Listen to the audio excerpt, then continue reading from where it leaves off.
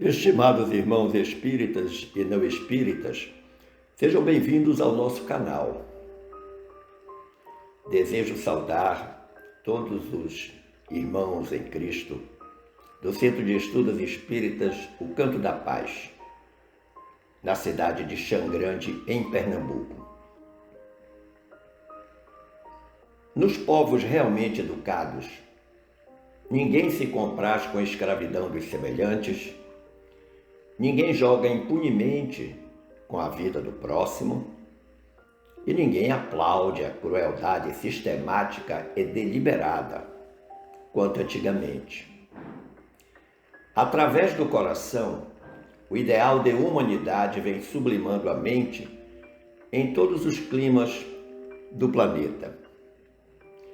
Pelo menos é o que nos diz o benfeitor Emmanuel, no capítulo 67, intitulado Modo de Sentir, da obra Fonte Viva.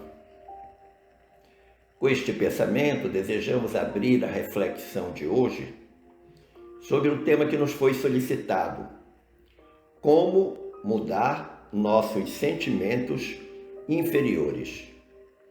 E a resposta é simples: administrando os pensamentos.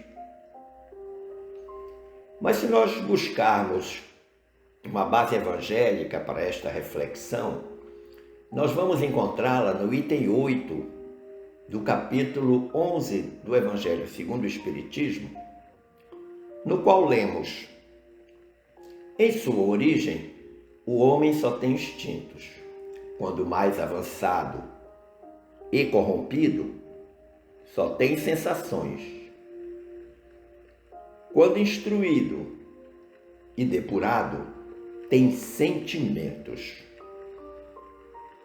Então nós percebemos que a aquisição do sentimento por cada ser humano é resultado de um longo processo evolutivo do espírito. Mas você pode estar se perguntando: o que é sentimento? O dicionário da língua portuguesa nos informa que sentimento é ato ou efeito de sentir ou sentir-se, como também aptidão para sentir, disposição para se comover, se impressionar, perceber e apreciar algo. Mas também sentimento pode ser sensibilidade. Para a poética, segundo Mário Prata, o sentimento é a linguagem que o coração usa quando precisa mandar algum recado. Interessante essa definição que o jornalista, escritor Mário Prata nos ensina. O sentimento é a linguagem que o coração usa quando precisa mandar algum recado.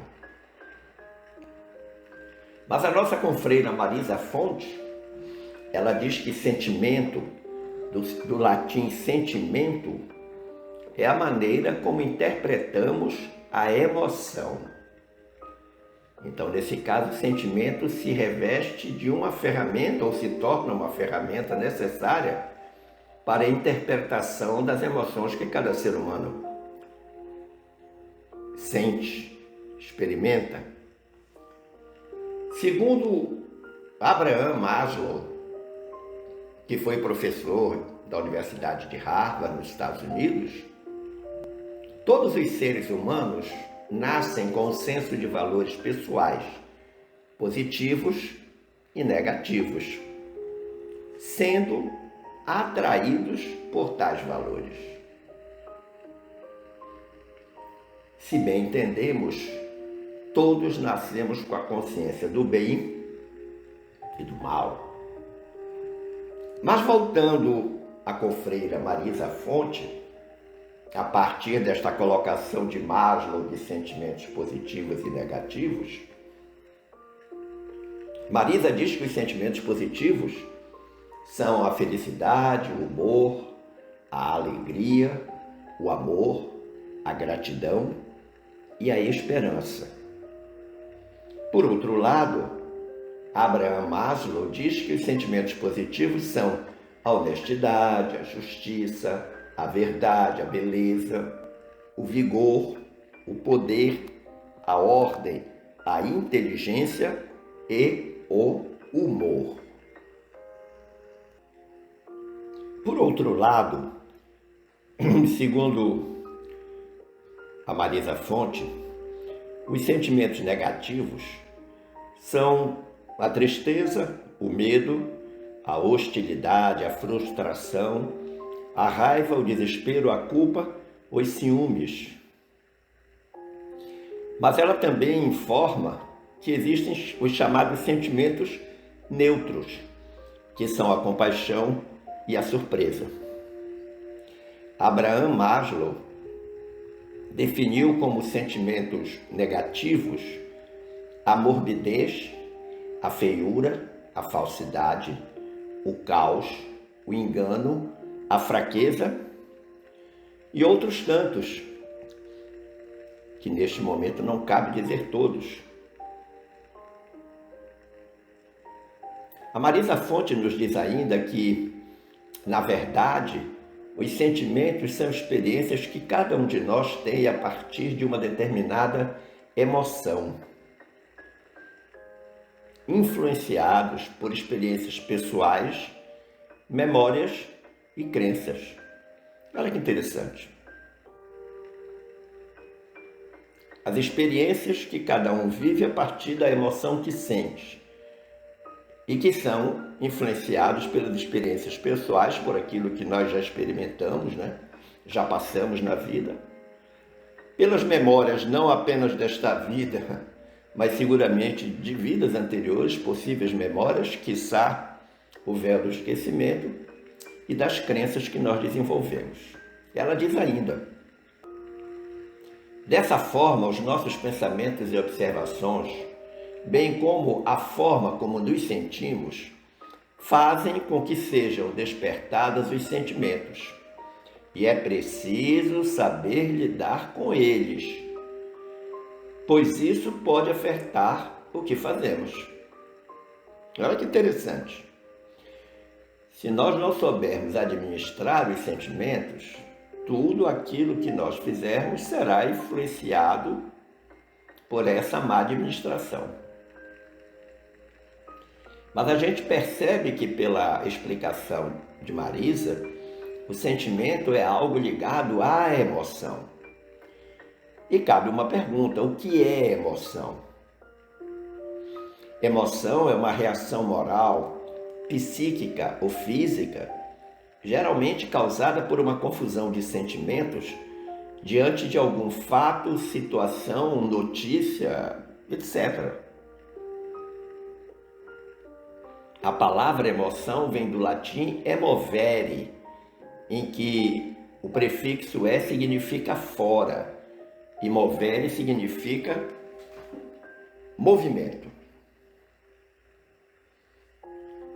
Embora apareçam apenas 6 emoções, como felicidade, tristeza, medo, surpresa, raiva e nojo, alguns pesquisadores norte-americanos identificaram outros tipos de emoções, passando assim deste número de 6 para o número 27.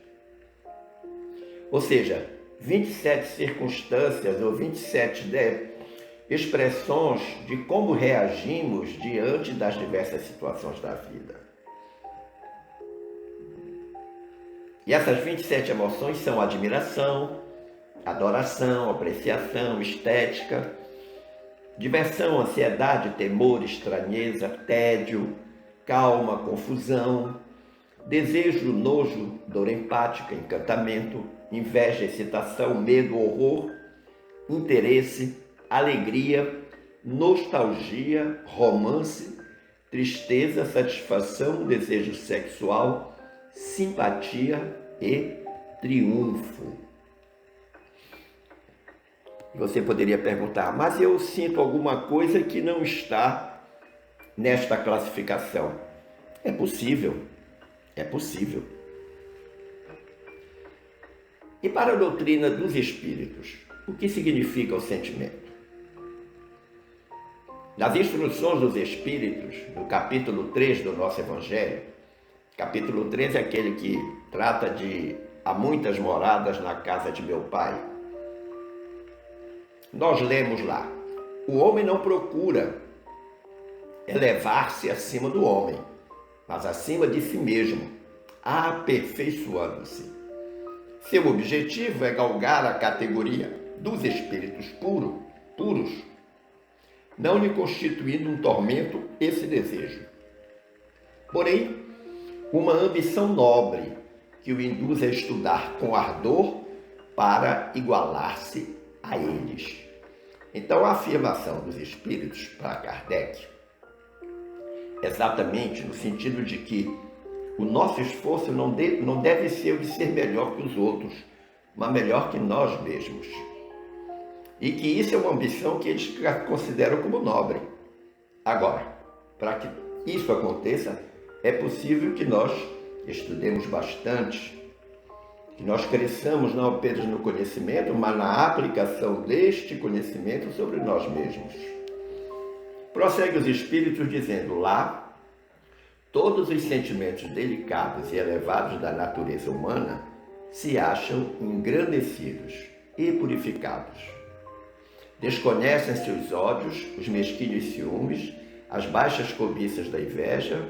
Um laço de amor e fraternidade prende uns aos outros, todos os homens, ajudando os mais fortes aos mais fracos. Quando ele diz lá, ele está se referindo exatamente na situação dos espíritos puros.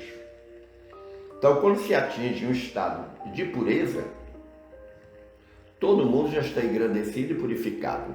E as coisas menores desaparecem, das quais ele fala os mesquinhos ciúmes, as baixas cobiças da inveja, e aponta o que realmente se destaca, que são os laços de amor e fraternidade que devem prender as pessoas, os espíritos, uns aos outros. É fato que a sede dos sentimentos parece ser o coração, razão pela qual lemos no capítulo 8º do nosso Evangelho segundo o Espiritismo, que para a melhoria daqueles que são bem-aventurados por sua pureza, é necessário arrancar do coração todo sentimento impuro e toda tendência viciosa.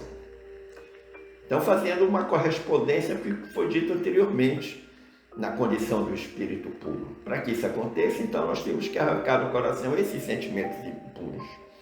Mas ainda no nosso Evangelho, agora no capítulo 9, bem-aventurados os que são brandos e pacíficos, vamos encontrar uma nova referência aos sentimentos, desta vez da seguinte forma: toda palavra ofensiva exprime um sentimento contrário à lei de amor e da caridade, que deve presidir as relações entre os homens e manter entre eles a concórdia e a união.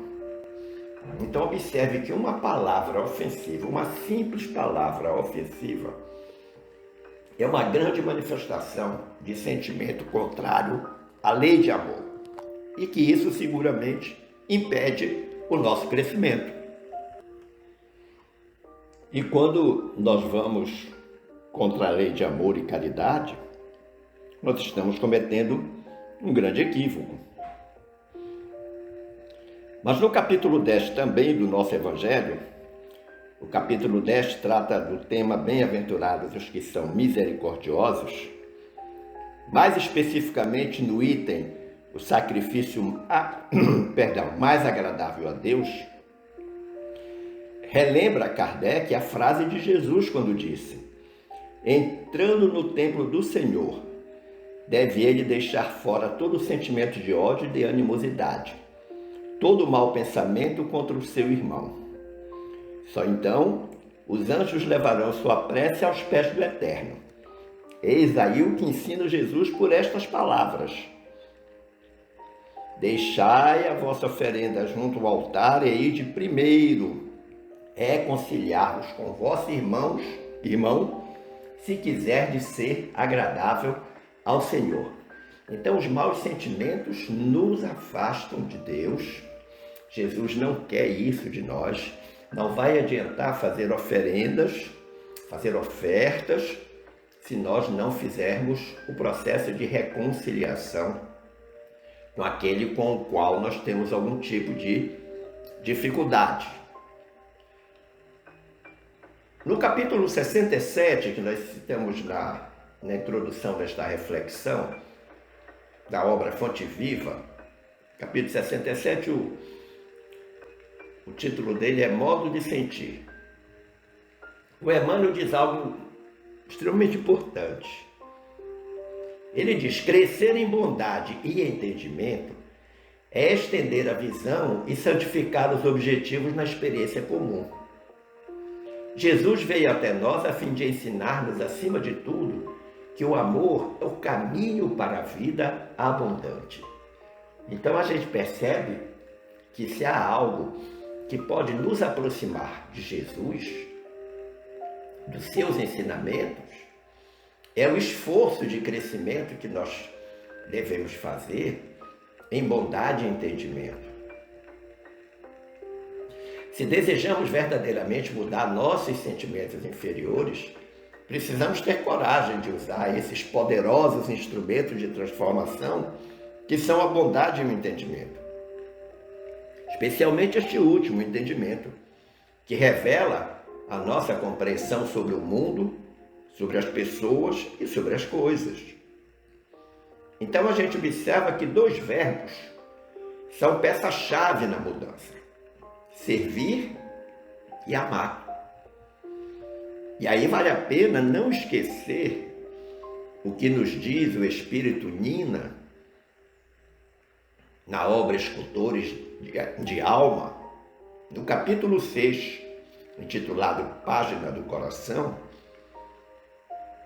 trazida até nós pela psicografia de Chico Xavier, quando a benfeitora diz: recorda que a semente germinada não cessa de servir. Nasce rompendo os envoltórios inferiores que a sepultam.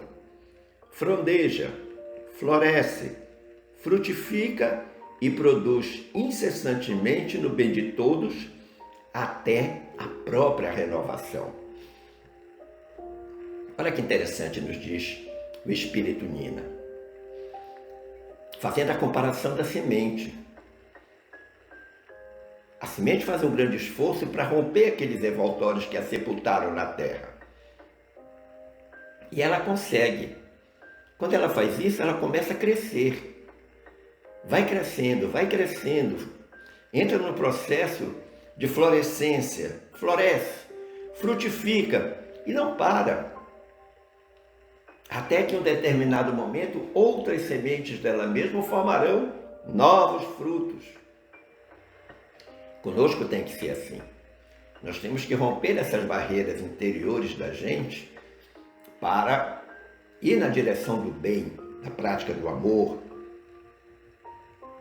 E mais adiante, a benfeitora Nina nos maravilha com dois belos exemplos trazidos da própria natureza.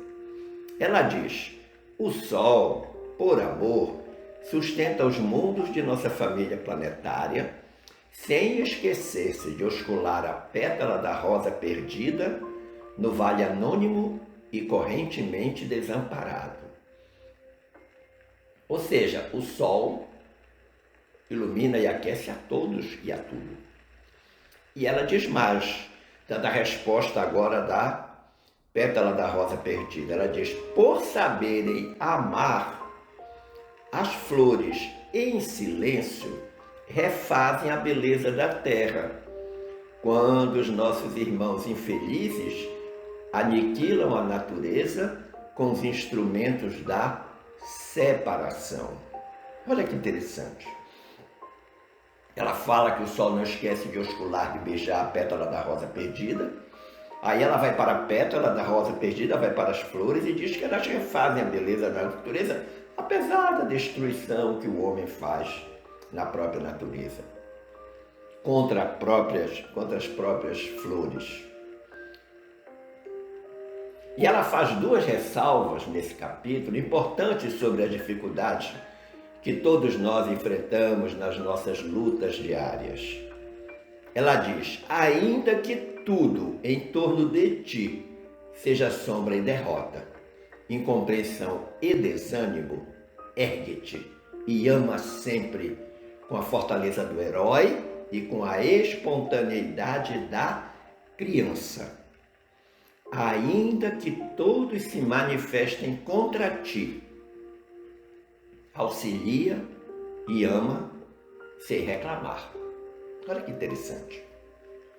Mesmo que a situação esteja muito difícil, mesmo que nos sintamos incompreendidos, desanimados, espoliados, ignorados, prejudicados, ainda assim ela diz: ergue-te e ama sempre.